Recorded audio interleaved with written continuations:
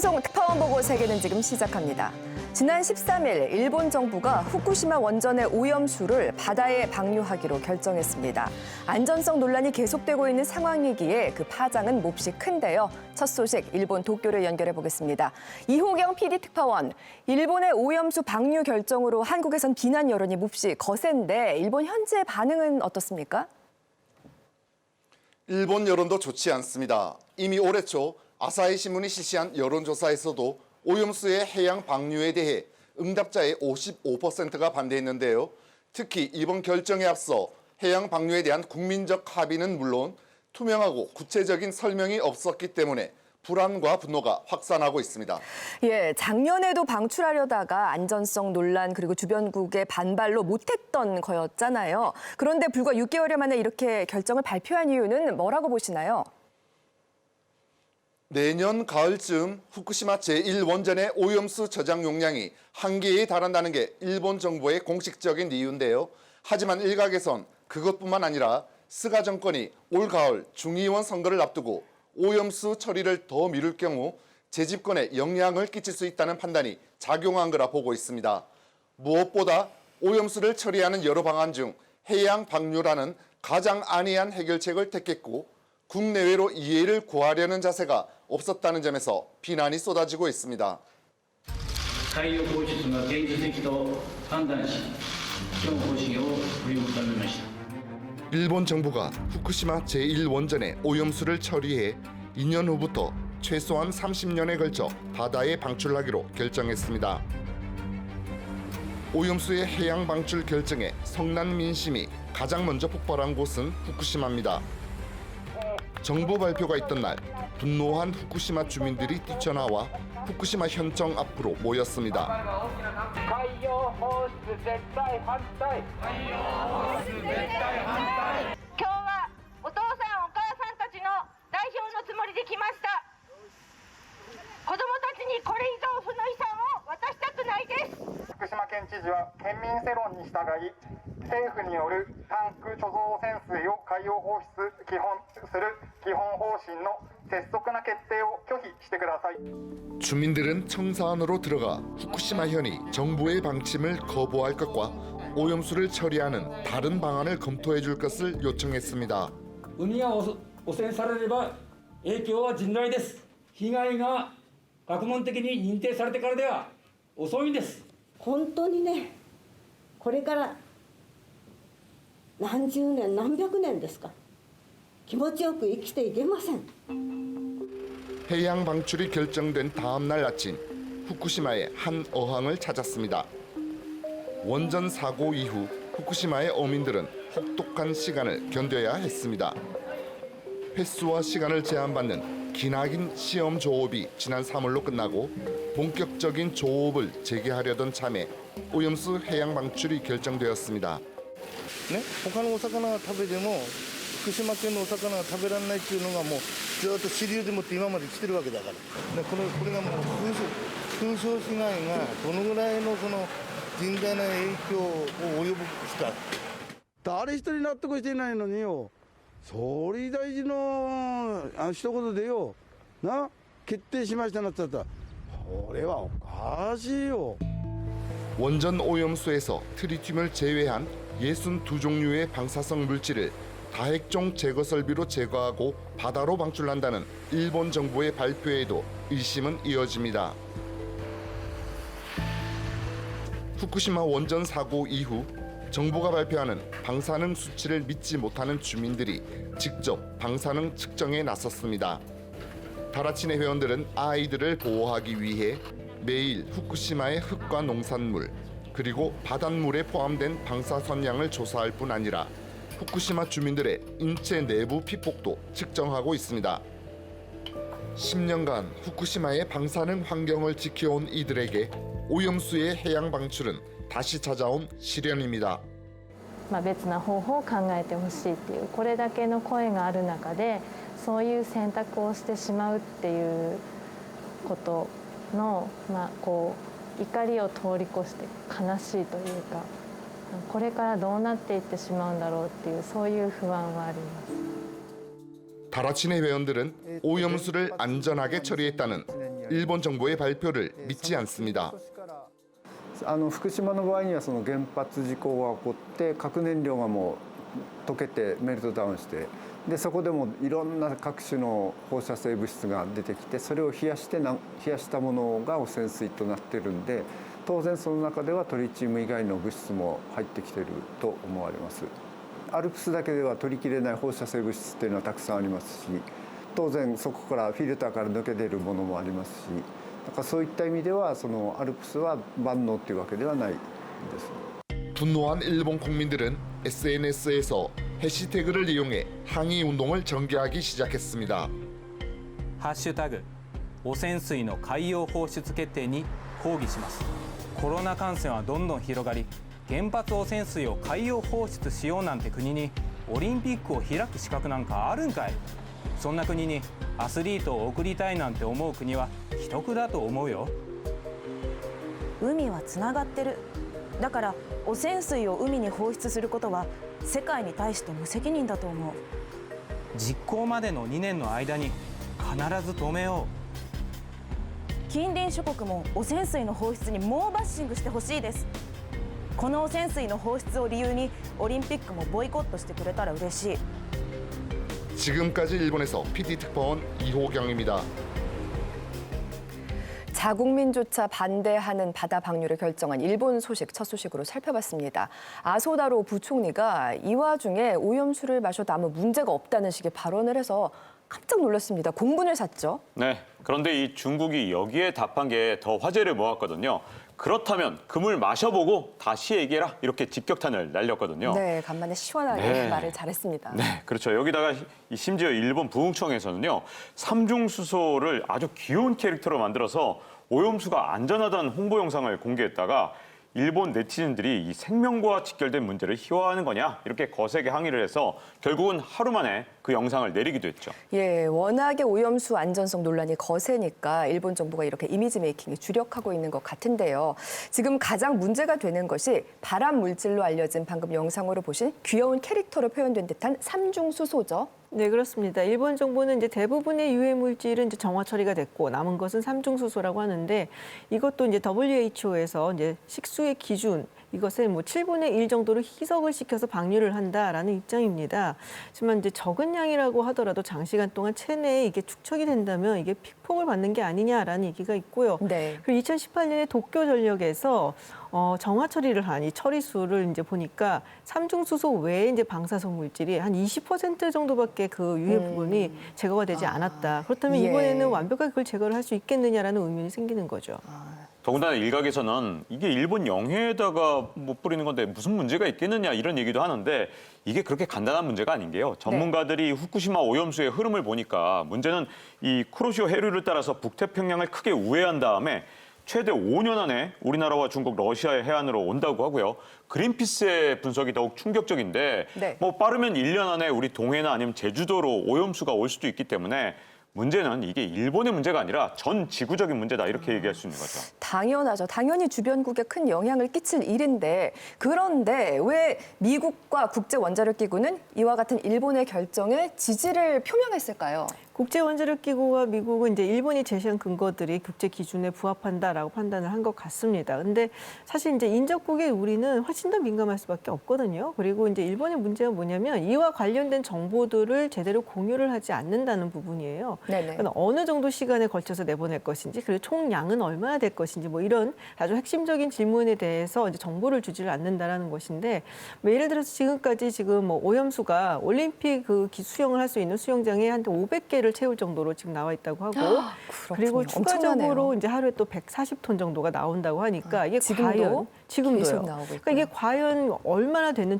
양인지 그리고 이게 다 방류가 되려면은 어느 정도의 기간이 걸릴지 우리가 모른다는 점이죠. 그러니까 인접 국가들을 생각을 한다면 일본이 이걸 좀 더 투명하게 공개를 하고 그리고 좀 협력을 요청해야 되지 않을까 그렇게 생각을 합니다. 맞습니다. 주변국의 우려에 귀를 기울이는 일본 정부의 대처를 촉구합니다. 계속해서 이번에는 인도 소식 살펴보겠습니다. 지난 15일 인도에서 코로나19 신규 확진자가 처음으로 20만 명을 넘어섰습니다.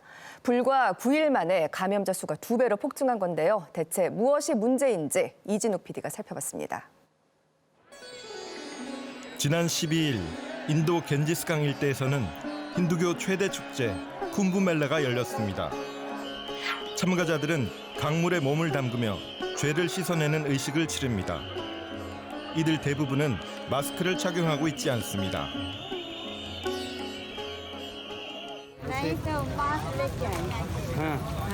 गाड़ी में नहा रहे थे भीग जाता हम नहीं डरता हमारा तो भोलेनाथ जी है हम नहीं डरते उस बात से डरना पब्लिक को चाहिए मगर ये वातावरण अच्छा है 밤까지 이어진 축제. 이날 하루 300만 명이 넘는 인파가 몰렸고 경찰의 단속도 속수무책이었습니다.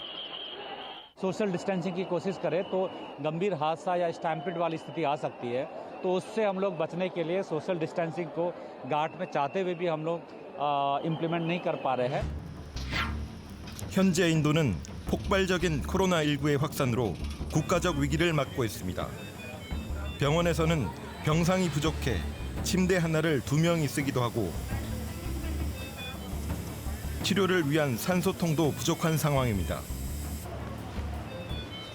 We are definitely overburdened. We are already working at the full capacity, rather double of the capacity. 바닥에 누운 채로 치료를 기다리는 환자들. 의료 시스템이 붕괴돼 제때 치료를 받지 못하는 환자들이 늘고 있습니다. 사망자 수도 급격히 증가했습니다. 어제 하루에만 1,300여 명이 코로나19로 목숨을 잃었습니다. 라이프루에 있는 한 국립병원. 넘쳐나는 시신들을 미처 수습하지 못해 여기저기 방치하고 있습니다. 건물 밖 쓰레기장 옆에 쌓인 시신들도 보입니다. 지난 2월 중순 하루 10,000명 아래로까지 떨어졌던 확진자 수는 불과 2달 사이 21만 명까지 치솟았습니다. का रीज़न यही है कि बेसिकली जो है पब्लिक अवेयरनेस इतनी ज़्यादा नहीं है, सोशल डिस्टेंसिंग को फॉलो नहीं कर रही है, हैंड वॉशिंग नहीं कर रही, प्रॉपर हाइजीन मेंटेन नहीं कर रही, मास्क का भी प्रचलन अभी बहुत ज़्यादा नहीं है अभी भी कम्युनिटी में या फिर हमारे बाजार्स में. 특히 최근 잇따라 열린 대형 축제가 문제였다는 지적이 나옵니다. 지난달 28일 열린 홀리 축제에서도 방역 수칙은 제대로 지켜지지 않았습니다. यहाँ की ये ऐतिहासिक कपड़ा फाड़ होली जहाँ न कोई कोरोना है न कोई डरोना है. यहाँ देख रहे हैं आप पूरे इलाहाबाद की जनता 50,000 की तादाद में. 축제뿐만이 아닙니다. 인도는 현재 지방선거를 치르고 있습니다. 유세 현장에서는 참가자뿐만 아니라 선거 관계자들까지 마스크 없이 대중과 접촉합니다. 선거운동이 상황을 악화시킨 이유로 지목받는 이유입니다. 인도 역시 지난 1월부터 백신 접종을 시작했습니다. 하지만 곳곳에서 백신 물량 부족 사태가 벌어지고 있습니다. वॅक्सिन घ्यायला आल्या पण इथं नाही बोलते मी परत घरी चालले उद्या परत येते. 인도는 전 세계 백신의 약 60%를 생산하며 세계의 약국으로도 불리고 있지만 수출 물량이 상당 부분을 차지하다 보니 오히려 국내 공급은 차질을 빚게 된 것입니다. 급기야 인도 정부는 백신 수출을 잠정 중단하겠다고 밝혔습니다. It's a very big country and we have bigger population. So now I think we have to keep few vaccines for our country. 걷잡을 수 없는 코로나19 상황에 결국 뭄바이 등 일부 지역은 도시 봉쇄령을 꺼내들었습니다. 병원, 은행 등 필수 시설을 제외한 대부분 시설이 폐쇄되자 지방에서 온 노동자들의 도시 탈출 행렬이 줄을 잇습니다. 일자리가 없어져 당장 먹고 살 길이 막막해진 것입니다. काम धंधा चालू ही नहीं है, रूम का भाड़ा भी नहीं भर पा रहे हैं. इसी की वजह से काम धंधा चालू होता तो हम लोग इधर रुकते. जब काम धंधा चालू ही नहीं हम लोग जा रहे हैं काम. राशन कार्ड जिसके पास है जो यहाँ पे हैं उनको राशन भी मिलता है, जो नहीं है उनको कुछ भी नहीं मिलता है. तो आदमी एटलीस्ट कहाँ से खाएगा? अदरवाइज सब इसके लिए गाँव जा रहे हैं. 최악으로 치닫고 있는 인도의 코로나19 상황. 좀처럼 잡히지 않는 확산세 속에 쿰브멜라 축제는 이번 달 말까지 계속됩니다.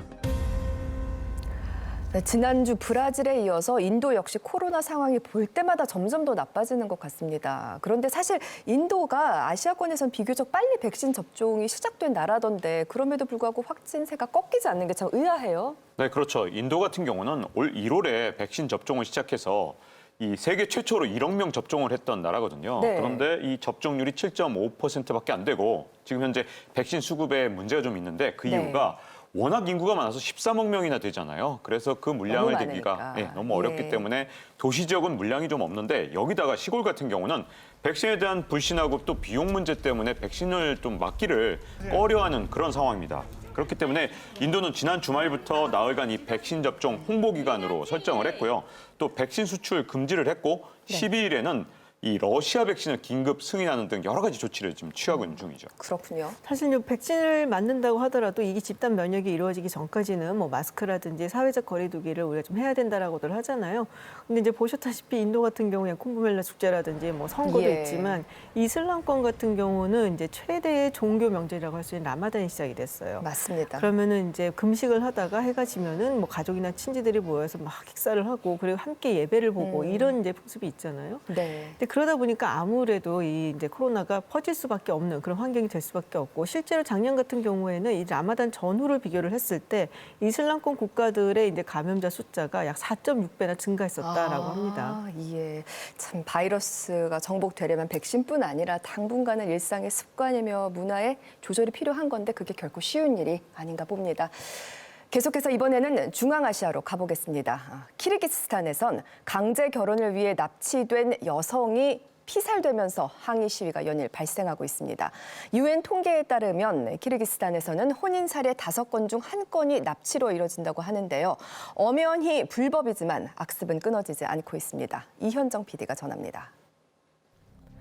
중앙아시아 키르기스스탄의 수도 비슈케크. 지난 5일 이곳에서 충격적인 사건이 발생했습니다.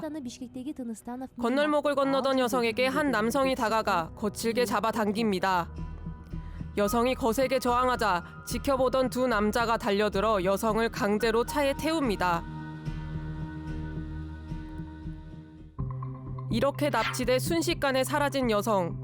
27살의 체육교사 아이자다 카나트 베코바였습니다.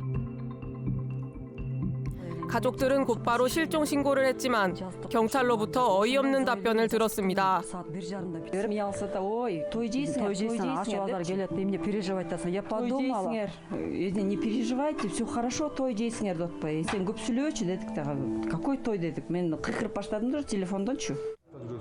가족들의 실종 신고에 결혼 준비 잘하라고 대답한 경찰의 황당한 반응.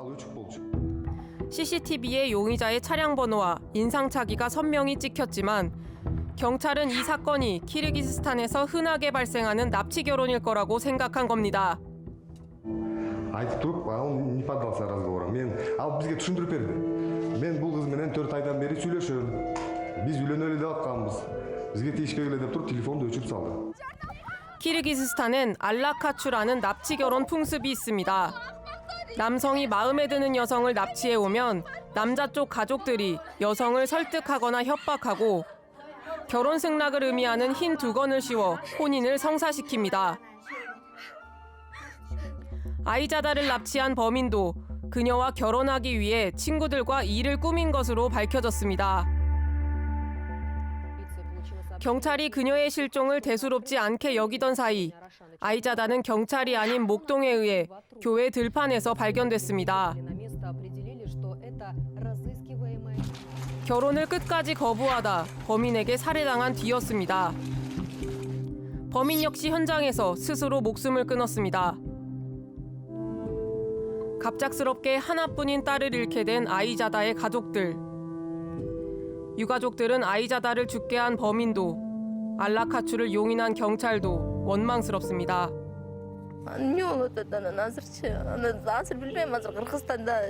Kızların nemesi ayabaylı da. Açığını aytış gerek bolçu da. Biz izley albayız. Jardamdaş kıla depçi. Biz el toptamoqpuz da, el toptop çıkmaqpız da.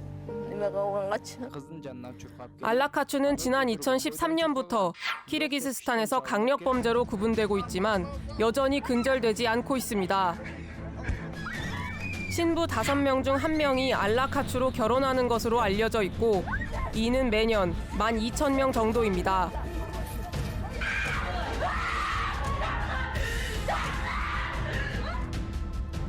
왜 이런 악습이 아직도 이어지고 있는 걸까? Аллакачу, умыкание невест – большая проблема для Кыргызстана. Многие говорили, что это традиция, кыргызская традиция, хотя это не традиция, чтобы без согласия девушки его красть. Это кража человека. 키르기스스탄 유목민의 전통이라는 인식 속에 오랜 기간 사회적으로 묵인되어 온 알라카추. 이는 알라카추에 대한 사법기관의 솜방망이 처벌로도 이어지고 있습니다. Было рассмотрено более 1000 кейсов, и оказалось, что около 70% этих дел закрываются или просто возвращаются обратно. 남성에게 보복당할까 두려워 알라카추 신고를 꺼리는 분위기도 있습니다. 지난 2018년 20살 의대생이었던 부룰라이는 한 남성에게 납치됐다 가까스로 구출됐습니다. 그러나 경찰서에서 알라카추를 신고하던 도중에 납치범의 보복살인으로 목숨을 잃었습니다.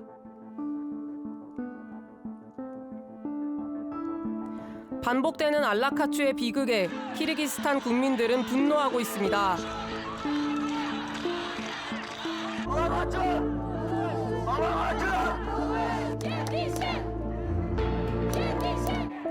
그동안 알라카추를 용인해온 정부가 이 모든 비극의 원인이라는 겁니다. Если бы у нас была прозрачная работа, и девушку нашли бы, и Бурулай трагедии не было бы. Большую часть трагедий можно было избежать, если бы были открытые данные. 시위가 연일 이어지면서 키르기스스탄의 총리까지 직접 해명에 나섰지만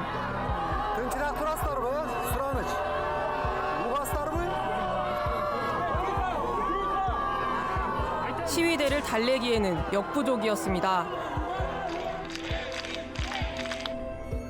한 여성의 비극적인 죽음이 불러온 알라카추에 대한 분노. 시민들은 그녀가 키르기스스탄 납치 결혼 풍습의 마지막 희생자이길 간절히 바라고 있습니다. 이 알라카추가 근절되지 않는 가장 큰 이유는 이게 범죄로 받아들이는 게 아니라 전통이나 관습으로 받아들이기 때문이거든요. 더군다나 앞서도 보셨지만 피해자들이 혹시라도 보복을 당할까 봐 신고도 못하는 데다가 법정까지 가하더라도 이게 실제로 유죄 판결을 받는 경우가 드물기 때문에 더 문제인 것 같습니다. 그러니까요. 사건을 신고받은 경찰부터서 납치가 아니라 결혼 좋은 소식이다라고 말을 했다고 하니 정말 보통 심각한 문제가 아니네요. 뭐 그냥 전근대적인 악법이죠. 그리고 뭐 예전에는 뭐 가족들끼리 동의를 하고 뭐 이랬다고 하는데 지금은 완전히 납치에 납치를 하는 거고. 네. 그리고 사실 이렇게 해갖고서는 결혼 생활을 한듯 뭐 제대로 될 리가 없잖아요. 그러니까 가정 폭력에 시달리고 이혼으로 치닫는 경우도 굉장히 많고 심지어 이 알라카추 때문에 스스로 목숨을 끊는 여성들도 많다고 합니다. 예, 이번 항의 시위를 통해서 엄연한 범죄인의 악습을 끊어낼 수 있는 계기가 되면 좋겠습니다. 이번에는 유럽으로 가보겠습니다. 한때 코로나19 방역 모범국으로 평가받았던 독일이 최근 누적 확진자 수 300만 명을 넘어서며 위기감이 고조되고 있습니다. 현지를 연결해 상황을 들어보죠. 베를린 김기수 특파원, 독일이 최근 연방정부 차원의 강력한 조치를 마련했다고요? 네, 현지 시간 13일 메르켈 독일 총리 주재로 내각회의가 열렸는데요. 이 자리에서 강력한 감염 예방법 개정안이 의결됐습니다. 주요 내용은 코로나19가 급 확산하는 지역엔 연방정부가 저녁 9시부터 새벽 5시까지 통행 금지를 강제할 수 있다는 겁니다. 그동안은 주정부가 반대하면 강제 조치를 할 수 없었는데요. 법 개정으로 코로나19 확산 정도에 따라 연방정부 차원에서 대응 조치를 강제로 취할 수 있게 된 겁니다.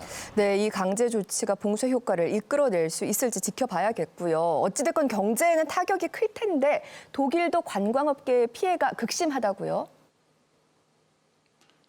네, 그렇습니다.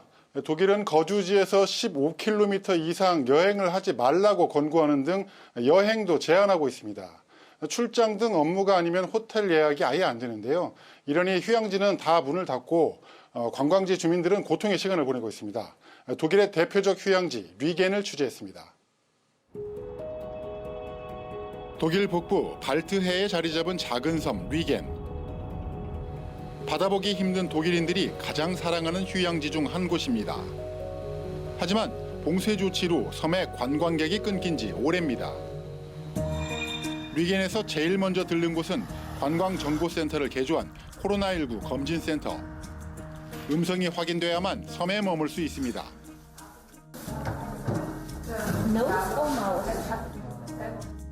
검사 결과를 기다리는 주민들. 음성 확인서가 있어야 쇼핑도 할 수 있습니다. 벽에 걸려있는 사진. 한 캔에 전시된 지역 특산품 호박은 이곳이 관광정보센터였다는 걸 말해줍니다. 검진센터에서 만난 지역 지자체장. Das haben wir auch zu spüren gekriegt, lange bis in den Oktober hinein. Und dann wurde ja mit neuen Rechtsverordnungen wieder der Tourismus nachher runtergefahren aufgrund der ansteigenden Neuinfektionen, ja, und der neuen Wellen, die an. 관광 중단으로 버티기 어려운 지경까지 왔다고 전합니다. Ja, es fallen ja viele, ja, wie soll ich sagen, die Einnahmen weg aus dem Tourismus und das muss ja irgendwie kompensiert werden, ja. 리겐섬 해변. 코로나19 확산 이전엔 4월 초 부활절 연휴부터 10월까지 관광객이 끊이지 않던 곳입니다. 하지만 지금은 인적이 거의 끊겼습니다. 눈에 띄는 사람들은 모두 산책을 나온 지역 주민들입니다. 코로나 사태 전해인 2019년 이 섬을 찾은 관광객은 840만여 명이었습니다. 그런데 지난해 8분의 1 수준으로 뚝 떨어졌습니다. 코로나 확산 방지를 위한 독일 정부의 강력한 봉쇄 정책 때문이었습니다. 그래도 문을 연 작은 해변 가게. 커피 한 잔을 주문하며 상황을 물어봤습니다. Es kommt wenige Gäste, es sind keine Touristen unterwegs. 이맘때면 북적거려야 할 해변 입구의 상점들이지만 카페 파라솔은 접혀 있고 야외 테이블은 뒤집어 놨습니다. 이 거리에 문을 연 상점은 한 곳도 없습니다. 해변을 바라보며 줄지어 서 있는 호텔들. 반년 동안 손님을 거의 받지 못했습니다. 개점 휴업 상태. 호텔 지붕에 갈매기만 쉬어갑니다. 거리는 을씨년스럽기까지 합니다.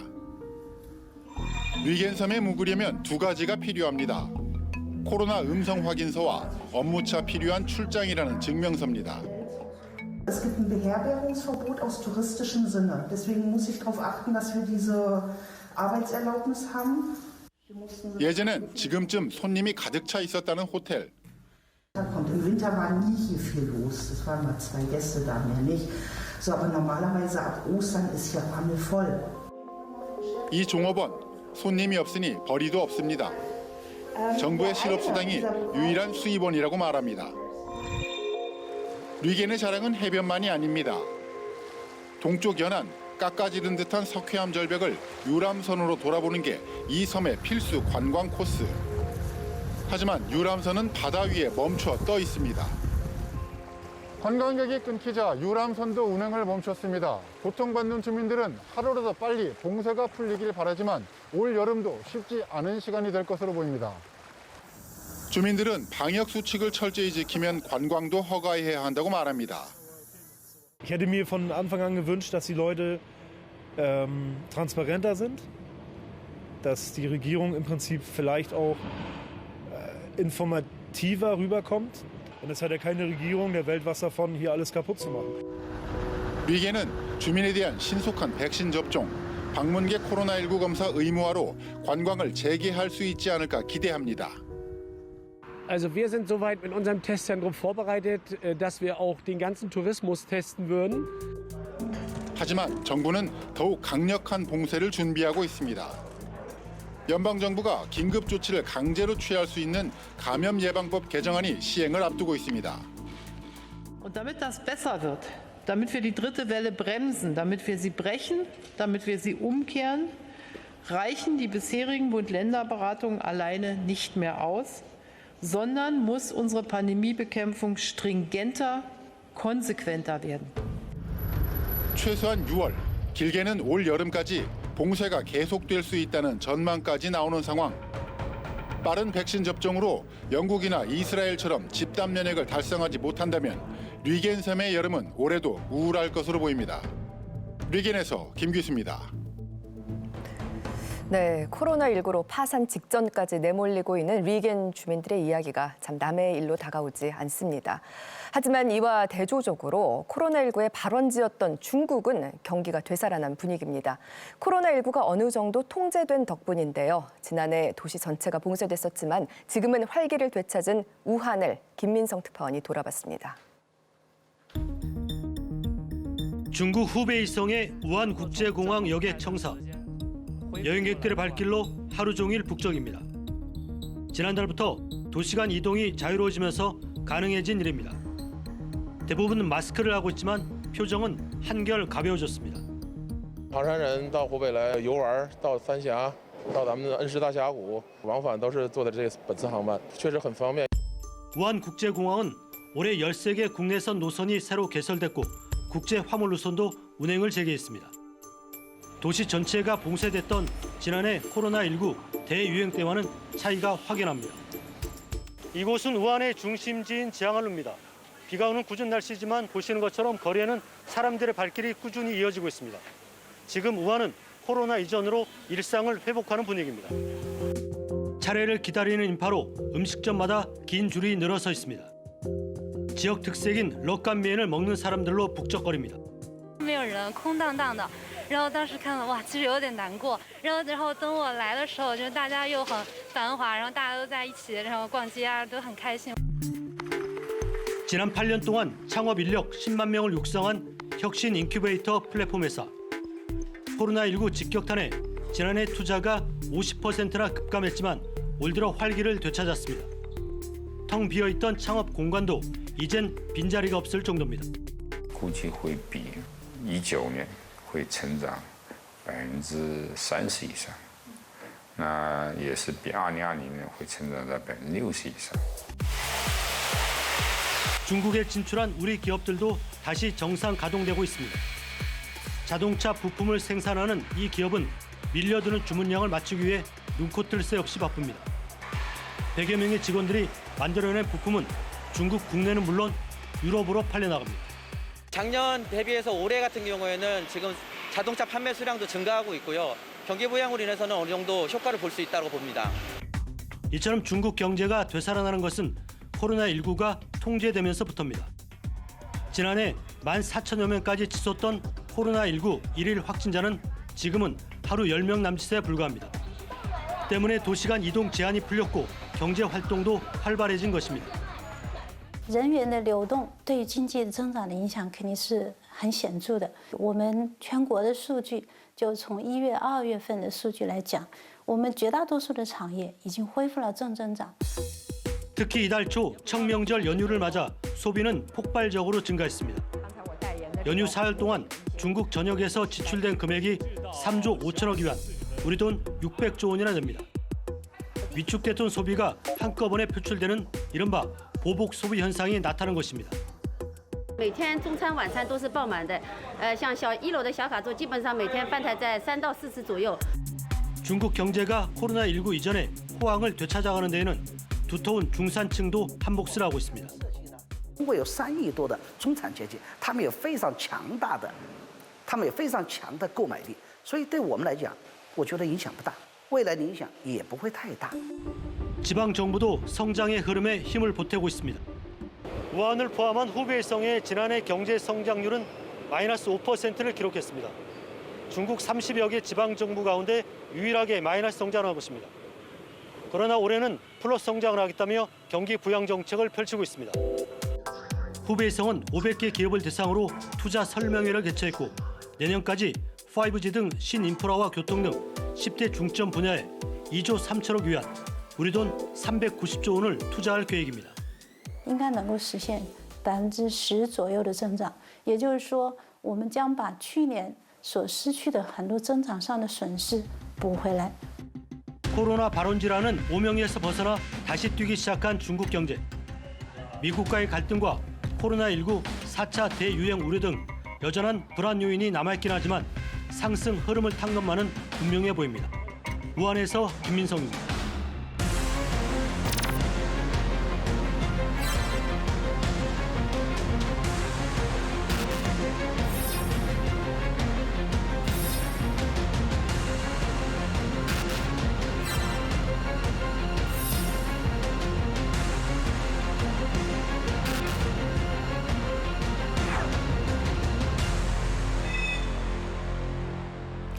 네, 지금 이 시간부터는 반도체 이야기를 해보겠습니다.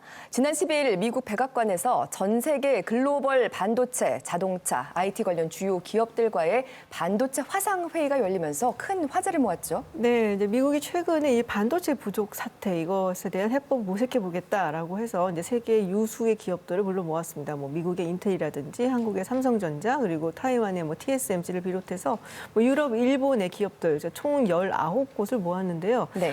회의 말미쯤에 바이든 대통령이 직접 등장을 해서 한 10분 정도 이야기를 했어요. 갑자기 나왔어요. 네, 그래서 굉장히 화제가 됐는데 결국은 이제 뭐 요지는 이겁니다. 이 반도체 기업들한테 미국에 투자를 해라라는 요구였죠. 예. 바이든 대통령이 직접 반도체 웨이퍼까지 들고 와서 아주 작정하고 이야기를 하더라고요. 예. 제가 바이든 대통령이 들고 나온 웨이퍼와 같은 웨이퍼를 들고 나왔습니다. 아, 예. 이게 반도체를 만드는 기판인데요. 네, 네. 이 재질은 실리콘으로 돼 있고요. 네. 요게 회로를 입혀서 자릅니다. 조각으로 네. 잘라서 예. 패키징을 해서 전자제품에 사용합니다. 네. 실물로 본 것은 처음인데 생김새가 조금 다른데요? 크기는 똑같습니다. 네. 이 종류를 보면 요즘 많이 쓰는 게 직경 20cm짜리, 30cm짜리 쓰는데요. 바이든 대통령이 들고 나온 것은 직경 20cm고 이것도 20cm입니다. 예. 단 색깔이 좀 다르다고 얘기하는 사람들이 틀도 있는데요. 있는 것 같고. 네. 요거는 이게 실리콘 재질은 쉽게 깨집니다. 쉽게 깨지기 때문에 예. 이건 제가 보관하고 있는 건데 깨지지 말라고 이게 이 덮개를 그래서, 씌워놨습니다. 네, 조금 모양이 요 안에 보이는 게 달랐군요. 이제 네. 똑같은 겁니다. 네, 알겠습니다. 이번 회의로 전 세계가 다시 한번 반도체에 주목하고 있는데 오늘 이슈 인사이드 반도체 회의에 얽힌 그 속내를 저희가 준비한 질문들을 통해서 알아보도록 하겠습니다.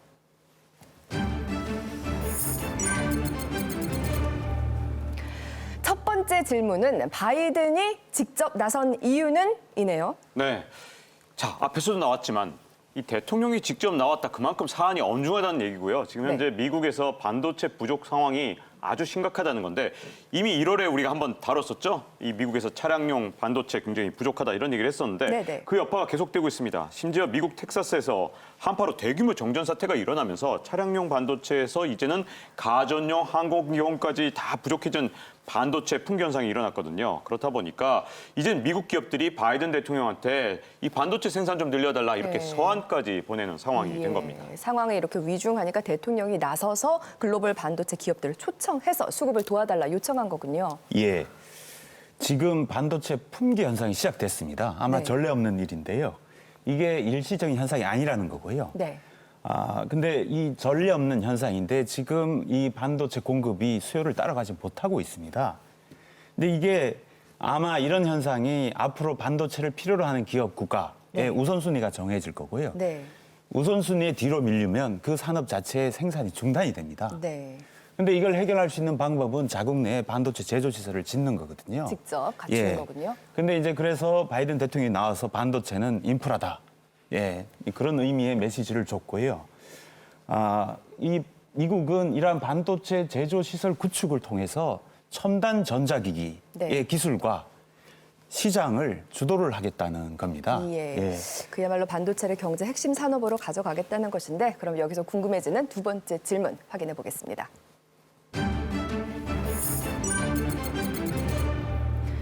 두 번째 질문은 미국 안보보좌관이 주재한 까닭은입니다. 저도 의아했습니다. 반도체는 경제 산업 분야인데 안보보좌관이 주재했어요. 네, 이번 이제 반도체 회의를 브라이언 디스 국가경제위원회 위원장 그리고 제이크 설리반 우리 익숙하죠. 네, 제이크 설리반 국가안보보좌관이 같이 이제 주재를 했는데요. 사실 국가안보보좌관이라고 한다면은 뭐 백악관에서 외교, 안보 이런 정책들을 이끌어가는 국가안전보장회의를 이끌어가는 사람이잖아요. 네. 그러니까 이게 뭐냐면은 결국 이제 반도체라는 게 결국 뭐 경제 산업 분야뿐만이 아니라 이제 안보, 국방 분야에서도 굉장히 중요한 전략 자원이다라는 것을 의미한다고 볼 수가 있겠죠. 구체적으로 어떤 부분에서 반도체가 안보 산업과 연결된다는 건가요? 반도체는 최첨단 기술입니다. 그렇죠. 이게 이제 저희들이 요즘 많이 화두가 되는 자율주행 자동차, 또 5G 휴대폰, 또 인공지능을 가진 알파고에서 봤듯이 기계 스스로가 움직입니다. 이런 것들이 무기에 적용이 되거든요. 전투 로봇, 정찰 드론, 그리고 미사일 뭐 이런 데 적용이 되면 무기의 성능이 획기적으로 향상이 됩니다. 근데 이게 여기서 끝나지 않고요. 앞으로는 우주, 항공, 의료기기에 다 적용이 돼서 획기적으로 향상을 시키거든요. 그래서 한 나라의 미래 패권도 좌지우지할 만큼 중요한 요소가 됩니다. 그렇군요. 네. 사실 이 반도체를 중심으로 한 세계 첨단 기술 패권 전쟁은 이미 격화된 상태고요. 미중 무역 분쟁도 바로 이 일환인데 우리가 다 기억하잖아요. 5G 하면 원래 선두 기업이 화웨이였는데 네. 미국의 수출 규제로 완전히 발목을 잡은 상태죠. 네. 이뿐만 아니라 지난 2월 같은 경우에는 아예 반도체뿐만 아니라 전기차, 배터리 등 이 첨단 산업에서 필수적인 부품 공급망에서도 중국을 제외시키는 법안에 서명을 했죠. 네. 게다가 이번 회의에서는 바이든 대통령이 중국에 대해서 언급했던데요. 예, 중국은 이 제조 산업이 굉장히 빨리 발전된 나라고요. 특히 이제 첨단 제조 산업 최근에 시작을 했는데요. 마지막 남은 게 반도체 이 산업입니다. 네. 그래서 이걸 위해서 중국은 반도체 굴기라는 이름으로 적극적으로 투자를 하고 있고요. 생산 시설도 빨리 이 성장을 하고 있는데요. 미국은 이 점에서 이 중국이 우리를 기다려주지 않는다. 우리가 먼저 제조 시설을 구축해야 된다. 네. 예, 그런 차원에서 이번에 메시지를 줬고요. 또 하나는 첨단 제조 기술에 있어서 미국은 안보에 영향을 준다라는 우려를 갖고 첨단 제조 시설 구축을 규제하는 법안을 시행 중이고요. 이 장비의 수출을 규제하고 있습니다. 그 대표적인 게 이제 네덜란드에서 만드는 ASM이라는 회사에서 만드는 네. EUV 노광 장비가 네. 대표적인 장비입니다. 예. 이렇게 규제로 막혀 있으면 중국으로선 반도체 굴기가 어려워진 것이고 그렇다면 미국으로선 조금은 안심해서는 그래도 안 되는 상황이니까 어떻습니까? 근데 중국의 반도체 굴기 포기하지 않을 것 같습니다. 예. 중국은 반드시 반도체 기술이 필요합니다. 그래서 부족한 부분은 자국에서 개발을 할 거고요. 여기에 대한 집중적인 투자가 이루어질 거고요. 그게 대표적인 게 이제 장비, 소재와 같은 겁니다. 아마 이런 부분이 시간이 걸리더라도 계속 집중적으로 투자를 할 것 같습니다. 이런 부분에 대해서는 저희가 좀 걱정을 해야 되고요. 특히 미국이 이런 부분에 걱정이 많습니다. 네. 예. 사실 이제 이번에 이제 미국이 반도체 제조 시설, 즉 반도체 공급망을 이제 미국 안에 구축을 완벽하게 하겠다라는 이제 의도를 보이고 있는 거거든요. 그래서 이제 유수의 이제 반도체라고 한다면은 지금 현재는 타이완에서 한 90%가 나오고 있어요. 근데 네네. 다들 아시다시피 타이완은 중국의 호시탐탐 통합을 하려고 노리고 있고, 그렇죠. 그 이후에 이제 어떻게 될지 이제 가장 격렬한 동아시아에서의 분쟁 지역이 될 것이라는 이야기가 나오고 있습니다. 그러니까 여기에 의존을 하기엔 너무 불안한 거죠. 그래서 미국 입장에서는 미국 내에 특히 자국 기업들을 중심으로 해서 이 공급망을 확실하게 만들어 놓겠다라는 게 목표고, 그리고 물론 이제 타이완의 최고 기업이라고 할 수 있는 TSMC 같은 경우에는 중국에 이제 납품을 하지 않겠다라고 하고는 했지만 그 외에 다른 이제 타이완에 있는 다른 기업에서 중국 측이 상당히 많은 반도체를 지금 사재기를 하고 있거든요. 그렇군요. 그래서 여러 가지 면에서 봤을 때 미국 측에서는 앞으로는 이제 우리가 믿을 수가 없으니까 미국 내에서 모든 서플라이를 우리가 충당을 할 수 있어야 된다라고 생각을 하는 것 같습니다. 이렇게 되면 결국 반도체 공급망의 중심축 자체가 미국으로 가게 된다는 말일 텐데요. 여기에서 마지막 질문 던져보겠습니다.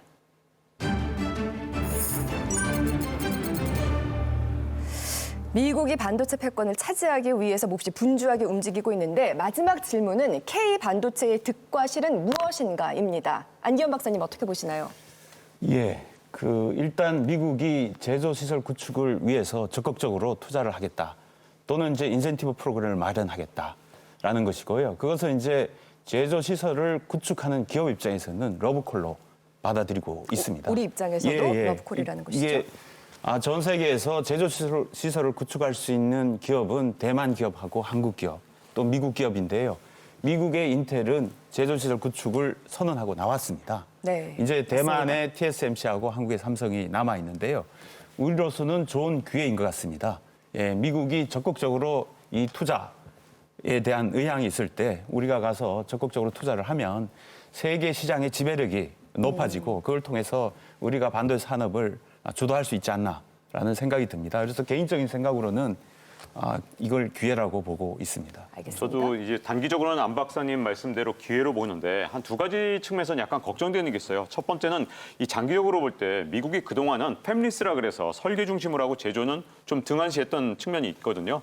그런데 이제는 제조를 자기들이 하겠다. 이게 안보 문제다라고 인식을 했다는 점에서 약간 걱정이 되는 겁니다. 그래서 다른 회사도 아니고 인텔 같은 회사가 지금 당장은 뭐 삼성이나 TSMC보다 훨씬 떨어져 있는 거 맞지만 이게 미국이란 말이죠. 미국이 진짜 마음 먹고 제조에 뛰어들었을 때 시간이 가면 갈수록 좀 더 불리해지지 않을까 이런 측면이 걱정이 되고요. 또 하나는 공장을 미국에 진다는 건 무슨 말이냐 하면 우리 입장에서는 그쪽 첨단 일자리니까 굉장히 연봉도 많이 주고 좋은 일자리들이 우리나라가 아닌 미국에서 자꾸만 만들어지고 우리나라에서는 새로운 일자리가 만들어지지 않을 때 우리 경제 전체로는 어쨌든 좋지 않은 소식이 될 수 있기 때문에 약간 기대도 있지만 동시에 우려도 되는 측면이 있는 거죠. 신중해야 한다라는 얘기시고요. 네, 뭐 저도 비슷한 의견인데요. 사실 이번 회의가 뭐 단순히 경제적인 이유가 아니라 국가 안보적인 전략 차원에서 있었던 것이다라고 생각이 들고 아까도 계속 이야기가 나왔습니다마는 이제 패권 경쟁 시대잖아요. 네. 부인을 할 수가 없는 상황이고 미국하고 중국하고 패권 경쟁을 할 때 사실 거기서 가장 중요한 거는 기술 패권을 누가 가져가느냐이고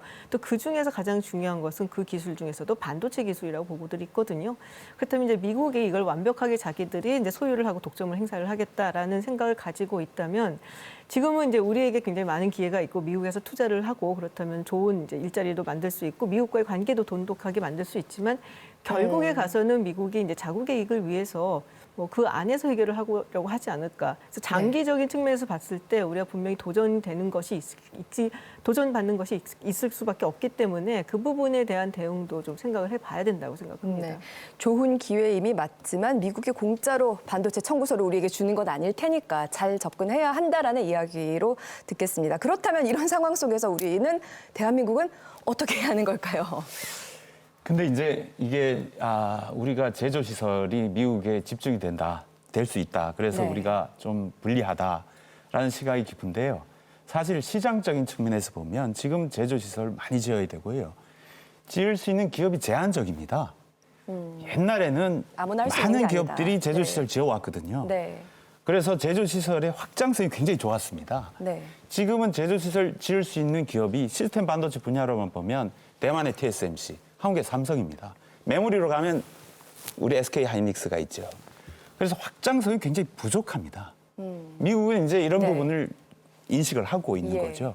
그래서 인텔의 주요한 비즈니스가 아닌 파운드리를 위탁 제조하는 사업인데요. 인텔은 그런 사업을 하지 않습니다. 네. 인텔이 그걸 선언하고 나섰습니다. 선언하고 대만, 한국이 공장을 지어도 시장의 수요를 못 쫓아갈 정도로 시장의 수요가 앞으로 많아질 겁니다. 그런 측면에서 보면 우리가 미국에 공장을 지어도 TSMC가 미국에 공장을 지어도 자국의 공장을 더 지을 수 있는 여유가 생긴다는 거예요. 네, 알겠습니다. 앞으로 달라질 미국 중심의 반도체 패권, 그 산업 구조에 대한 이야기를 나눠봤습니다. 우리 반도체가 아직 기술력이 앞서 있지만 여기서 멈춰서는 절대 안 되겠네요. 보다 적극적인 지원으로 미래 첨단 기술 시장을 K반도체가 주도할 수 있기를 기대하겠습니다. 오늘도 함께해 주신 여러분 고맙습니다.